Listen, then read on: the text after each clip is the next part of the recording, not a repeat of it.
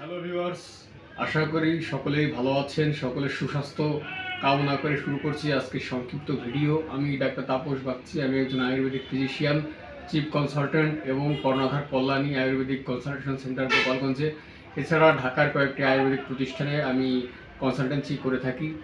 তো আমার educational background হলো আমি আয়ুর্বেদিক মেডিসিনে ব্যাচেলার কোর্স করেছি, অর্থাৎ bachelor of Ayurvedic medicine and surgery BMS করেছি ঢাকা ইউনিভার্সিটির আন্ডারে সরকারি ইউনানি ও আয়ুর্বেদিক মেডিকেল কলেজ ঢাকা থেকে। এছাড়া নিউট্রিশনের উপরে পোস্ট গ্রাজুয়েশন করেছি ইসলামিক ইউনিভার্সিটি কুষ্টিয়া থেকে। আমি আয়ুর্বেদিক পঞ্চকর্ম থেরাপির উপরে স্পেশাল ট্রেনিং করেছি ভারতের বেনারস হিন্দু বিশ্ববিদ্যালয় থেকে। এছাড়া বর্তমানে সিনিয়র ভলেন্টারি রিসার্চ ফেলোশিপ করছি ভারতের কৃষ্ণার মহাসংঘ থেকে। তো আজকে আমি আপনাদের সঙ্গে যে বিষয়টা নিয়ে আলোচনা করব সেটা হচ্ছে যে ত্রিদোষ, অর্থাৎ ত্রিদোষের আমরা এর আগের ভিডিওগুলোতে বলার চেষ্টা করেছি যে আমাদের মানব শরীর বা মানুষের দেহ তিনটা এনার্জি নিয়ে কাজ করে, বায়ু, পিত্ত এবং কফ। এই তিনটা জিনিস যখন আমাদের শরীরের সাম্যাবস্থায় অর্থাৎ ব্যালেন্সে থাকে তখন দেহের যাবতীয় ফাংশন সুষ্ঠুভাবে সম্পন্ন করে এবং দেহটা সুস্থ এবং স্বাভাবিক থাকে। যদি কোনো কারণে এই ত্রিদোষের ইমব্যালেন্স সৃষ্টি হয় তাহলে কিন্তু আমাদের রোগ বা ব্যাধি উৎপন্ন হয়। তো এই তিনটা কিন্তু আমাদের শরীরকে প্রতিনিয়ত প্রভাবিত করে এবং তিনটার কিন্তু স্পেসিফিক ডিসফাংশনের জন্য বা ইমব্যালেন্সের জন্য কিন্তু রোগ উৎপন্ন হয়। তো আজকে এই তিনটা জিনিসের ভেতরে আজকে আমি বায়ু দোষ নিয়ে আলোচনা করব। আসলে এই বায়ুটা কি? তো বায়ুটা হচ্ছে, বুঝতেই পারছেন যে আমরা বায়ু বলতে কি বুঝি? বাতাসের কাজ কি? গতিশীল, এক জায়গা থেকে আরেক জায়গায় মুভমেন্ট করে, অর্থাৎ এটা রানিং পাসওয়ে, অর্থাৎ এটা গতিশীল, এক জায়গা থেকে আরেক জায়গায় স্থানান্তরিত হয়। ঠিক তদ্রূপ আমাদের দেহের ভিতরেও বায়ু আছে। এই বায়ুটা এক জায়গা থেকে আরেক জায়গায় স্থানান্তরিত হয়। এই বায়ুটাকে 5টা ক্লাসিফিকেশনে ভাগ করেছে। এই 5টা ক্লাসিফিকেশনটা কি? প্রথমে হচ্ছে উদান বায়ু, যেটা আমাদের ল্যারিংসে অবস্থান করে, ল্যারিংস তথা কণ্ঠে। প্রাণবায়ু আমাদের হৃৎপিণ্ড তথা হার্টে অবস্থান করে বা এই চেস্ট অঞ্চলে। আর সমান বায়ু, এটা আমাদের আম্বেলিকাল রিজিয়ন বা নাভিদেশে অবস্থান করে। অপান বায়ুটা আমাদের রেকটাম রেকটাম তথা আমাদের যে শ্রোণীচক্র আছে, অর্থাৎ মেল এবং ফিমেল জেনিটাল অর্গান, এখানে অবস্থান করে। আর ব্যান বায়ু আমাদের সমস্ত হোল বডিতে অবস্থান করে। এখন এই বায়ুর কাজটা কি? এই বায়ুর কাজটা হচ্ছে আমাদের সার্কুলেশনে হেল্প করা, অর্থাৎ প্রবাহিত হওয়া। তো আমরা যদি মডার্ন মেডিকেল সায়েন্সের সঙ্গে এটাকে কম্পেয়ার করে আপনাদের বলি বা আপনাদের বোঝাতে যাই, সেক্ষেত্রে আমাদের দেহে যে জিনিসগুলো সার্কুলেটরি অর্থাৎ সঞ্চালনক্ষম যে জিনিসগুলো আছে, সেই সঞ্চালনক্ষম জিনিসটাই হচ্ছে আয়ুর্বেদে মূলত বায়ু। এখন এই সঞ্চালনক্ষম জিনিসটা কি? তো প্রথমেই আমরা জানি যে ব্লাডের কাজ কি? ব্লাডের অর্থাৎ রক্তের কাজ হচ্ছে শরীরের এক জায়গা থেকে আরেক জায়গায় প্রবাহিত হয়ে তার ভেতরে অক্সিজেন এবং নিউট্রিশন থাকে, সেগুলো বিভিন্ন ভাইটাল অর্গানগুলোকে প্রোভাইড করে। ভাইটাল অর্গান বলেন বা অন্যান্য অর্গান বলেন, প্রত্যেকটা অর্গানেই কিন্তু এই ব্লাড প্রবাহিত হয় এবং সেখান থেকে প্রপার নিউট্রিশন এবং অক্সিজেন নিয়ে কিন্তু তারা বেঁচে থাকে বা লাইফ লিড করে। এখন এখানে দেখা যাচ্ছে যে এই ব্লাডের ভেতরে আলটিমেটলি কি থাকে দেখেন, একটা জায়গা, অর্থাৎ আমরা যদি এই যে মুভমেন্ট করছি, চলাফেরা করছি, এটা কিন্তু বায়ুর কাজ। বায়ু আমি বলছি গতিশীল। এখন এই যে মুভমেন্ট করা, এটা কিন্তু ব্লাড সিস্টেম বা ব্লাড সার্কুলেটরি সিস্টেমটা করে থাকে। এখন এই সার্কুলেটরি সিস্টেমের ভেতরে শুধু ব্লাড সিস্টেম যে আছে তা কিন্তু নয়, টোটাল সঞ্চালনক্ষম জিনিসের ভেতরে আর কি আছে? নার্ভাস সিস্টেম থাকতে পারে, হরমোনাল থাকতে পারে, এরপরে দেখা যাচ্ছে যে যে লিমফেটিক যে সিস্টেমগুলো আছে সেগুলো থাকতে পারে। অর্থাৎ সেগুলো কোথা দিয়ে বা কার মাধ্যমে প্রবাহিত হয়, সেগুলোও কিন্তু আলটিমেটলি ব্লাডের মাধ্যমে প্রবাহিত হয়ে এক অর্গান থেকে আরেক অর্গানে কিন্তু সঞ্চালিত হয়। এখন এই যে সঞ্চালনক্ষম যে ব্যাপারটা বা সার্কুলেটরি সিস্টেমের যে ব্যাপারটা, এটাই হচ্ছে মূলত বায়ু। এখন এই বায়ু রোগ কেন হয়? বায়ু রোগ বিভিন্ন কারণে হয়।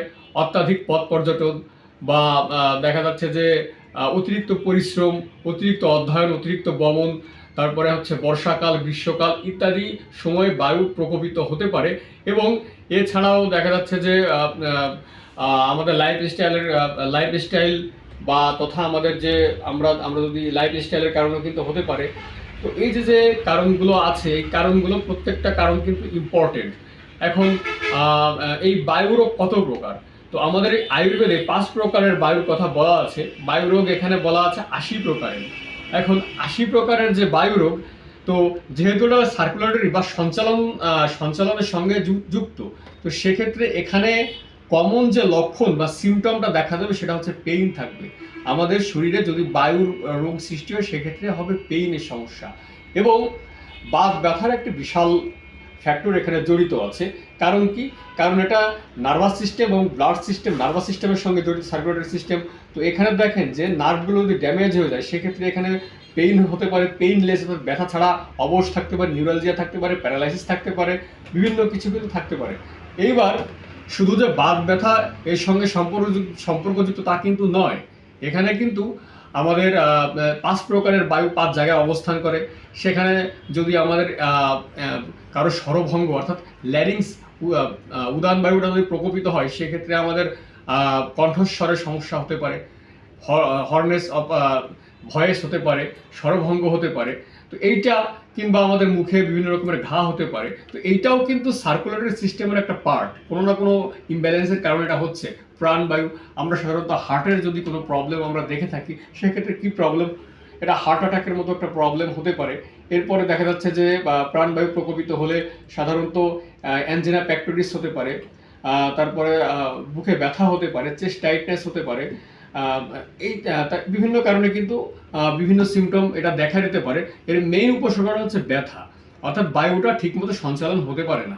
এইবার যে সমান বায়ু থাকছে নাভি দেশে কি হতে পারে? ডিসপেপসিয়া, অর্থাৎ পেট কাঁপতে পারে।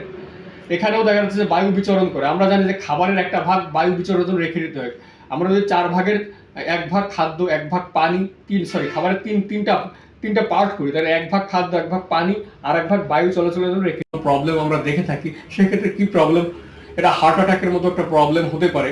এরপরে দেখা যাচ্ছে যে প্রাণবায়ু প্রকোপিত হলে সাধারণত অ্যাঞ্জিনা পেক্টোরিস হতে পারে, তারপরে বুকে ব্যথা হতে পারে, চেস্ট টাইটনেস হতে পারে। এই বিভিন্ন কারণে কিন্তু বিভিন্ন সিমটম এটা দেখা দিতে পারে। এর মেইন উপসর্গটা হচ্ছে ব্যথা, অর্থাৎ বায়ুটা ঠিকমতো সঞ্চালন হতে পারে না।